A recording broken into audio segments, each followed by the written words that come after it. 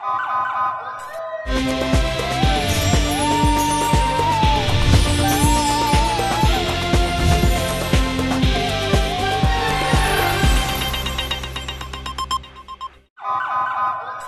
پہلے نظر ڈالتے ہیں اب تک کی بلیٹن کی۔ جی بالکل، حکومت پنجاب کی ترجیحات کے مطابق ضلع انتظامیہ اور احساسداروں کی گندم مافیا کے خلاف بھرپور کارروائیاں جاری ہیں۔ ڈپٹی کمشنر وہاڑی سید آصف حسین شاہ کی نگرانی میں اسسٹنٹ کمشنرز اور احساسداروں نے ضلع کے مختلف مقامات سے 75,000 بوری گندم قبضے میں لی۔ گندم قبضے میں لینے کے لیے وہاڑی، بورے والا اور میلسی کے اسسٹنٹ کمشنر نے کارروائی کی۔ ڈپٹی کمشنر نے بتایا کہ گندم مختلف ڈیروں پر سمگلنگ اور ذخیرہ اندوزی کے لیے چھپائی گئی تھی۔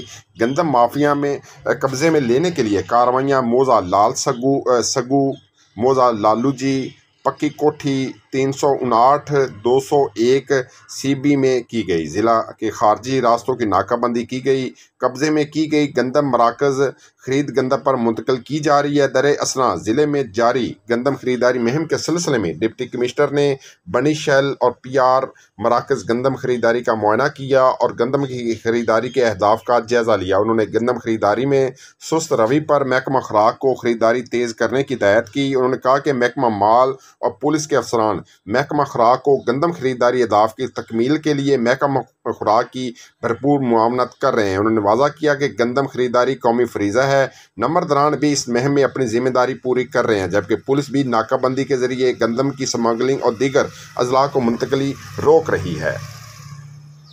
جو زندگی کو پھر سے جینا جانتے ہیں وہ سپر سوچتے ہیں۔ سپر نہیں تو 4G نہیں، جاز سپر 4G۔